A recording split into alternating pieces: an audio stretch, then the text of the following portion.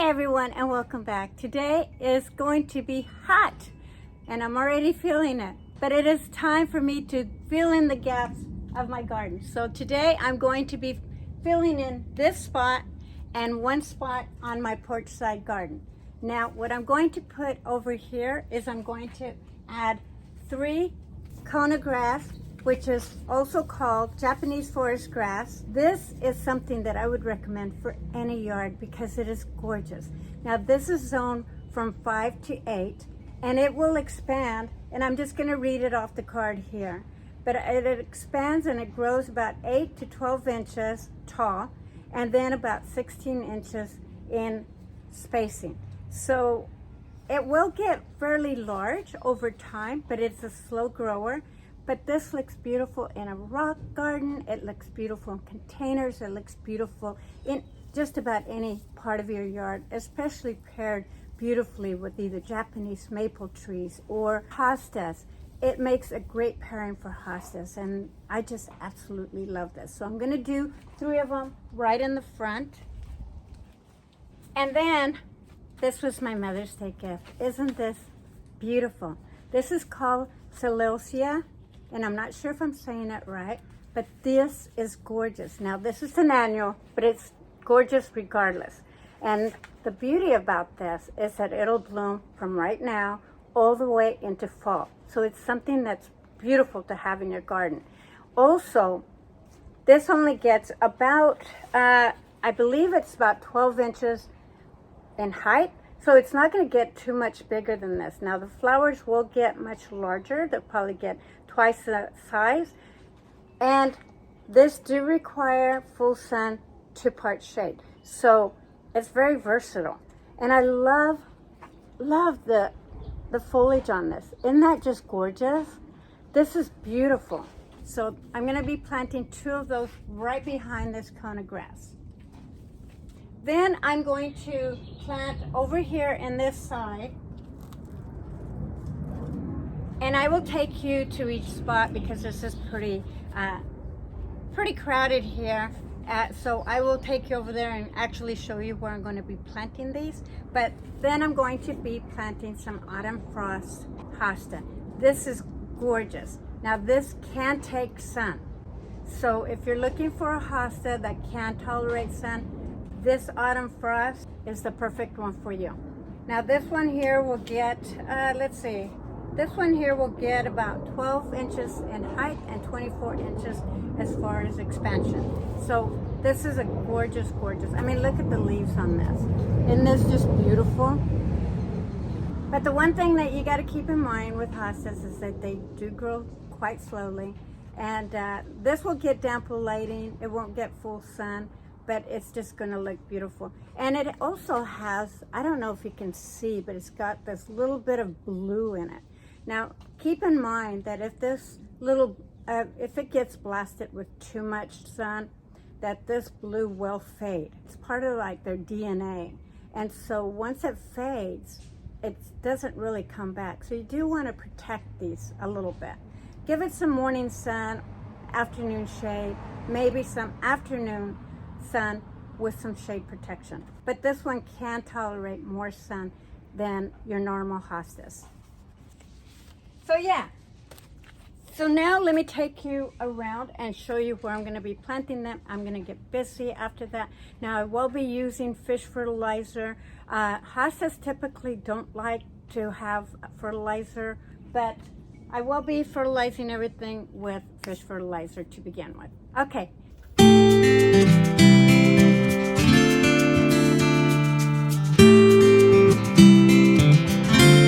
So right here is where I'm going to be filling in those cone of grass.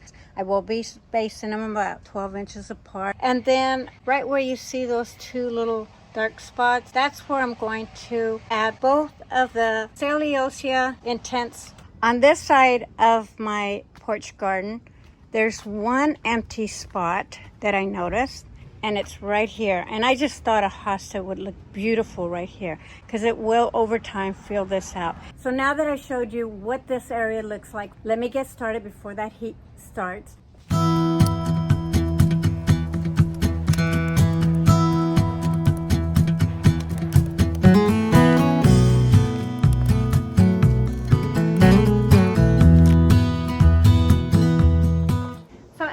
that you start planting anything, especially when it's really hot out, always fill in the hole with water first. Now the reason why you want to fill them up with water is because that's going to show you how well your soil is draining. And most plants require well-drained soil.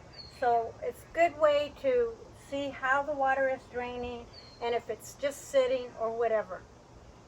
But it also gives me a great opportunity to just go ahead and sprinkle some of this fish fertilizer in here. Now I'm not putting a lot in there. The other reason why you want to add water is because most likely the plants that you get are going to be kind of dry. So you do want to pull them out. Check out the roots also. Make sure that they're really nice and yellow like this. That isn't root bound. That's a really nice product. And I'm going to take this off. Same thing with this. Look at how beautiful that root system is. It's not overcrowded or anything, and it's just gorgeous. Now I will kind of fluff them up a little bit, but you don't even need to do that. Plenty there. When I look at this corner grass, you can tell it was from last year, because one way that you can tell how old your Japanese maple is by looking at the bottom part. See how you see how it was trimmed? This was from last year. So this is going on the second season of its growth. Now let's look and see how well the roots are on this. And look at how beautiful. It's not overgrown. It's not root bound. So that means that the container that this was previously in was much smaller. And then they transplanted it into a quart container. So that is a beautiful, beautiful plant.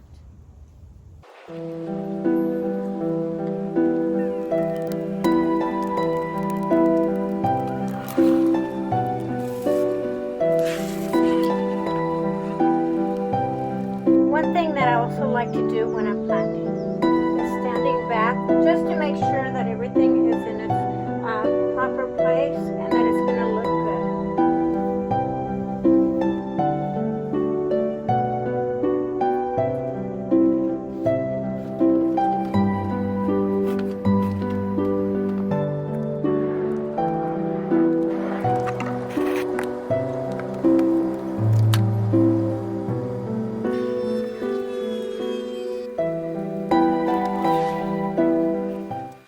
Okay, you guys, I'm completely done. And as you can see, the sun is starting to come over in this direction. So now they are going to be in full sun for a while. But once the sun rotates around to the west or further south, then this will actually be more shaded, or at least ample lighting.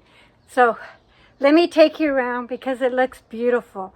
Now, one of the things that I did is that when you plant the Japanese grass, don't put it right against the border of anything that you are planting unless you are doing on a rock wall, because you want to allow that room for them to have more space to grow out and cascade over.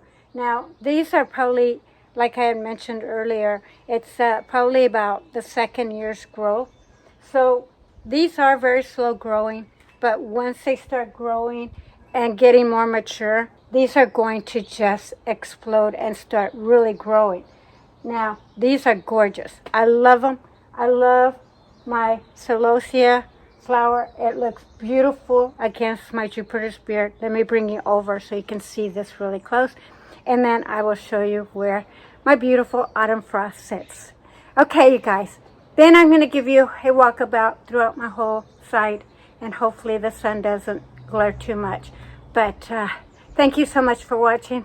You guys, don't forget to get up, get out, get active. And if you're new to my channel, thank you so much for joining me.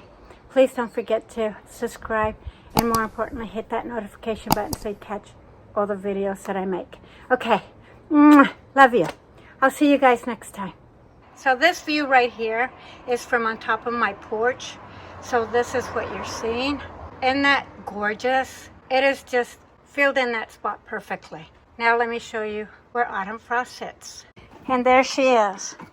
Isn't she beautiful? Oh my gosh. Once she gets a lot larger, which she will get about 12 inches in diameter, she's going to look and feel this whole spot. I need to remove my Emporium. I'm going to leave it for the rest of this year, but I did clean it up. You might have saw me do that just to make it look a little nicer than it was. Now let me give you the walkabout. So as usual, I'm going to start on my driveway side. I did wait a little bit for the sun to go behind the clouds. Lucky me. So here you go. I will stop at my dogwood just so you can see that, but this will not be a typical garden tour where I'm naming plants. I just want to show you what it looks like right now. Okay, enjoy.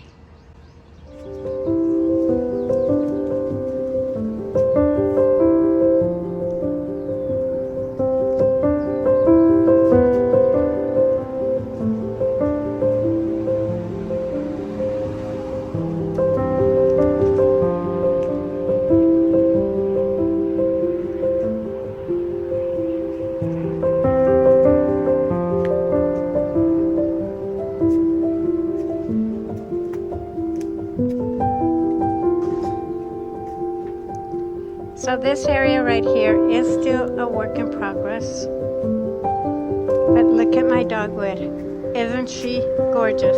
Now, she will grow to about 15 to 30 feet tall, so she may shade my south wall on this side garden, but she's gorgeous, and dogwood do grow quite slowly, so I'm not too worried about it, but she is starting to fill out.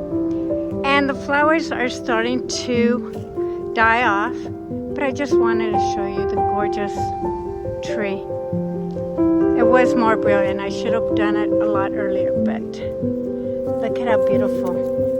Look at that beautiful flower.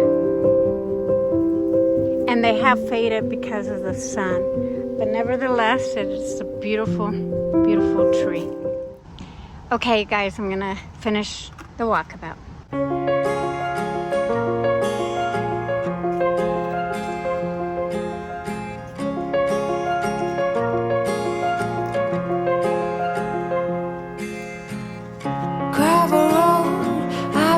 To slow down.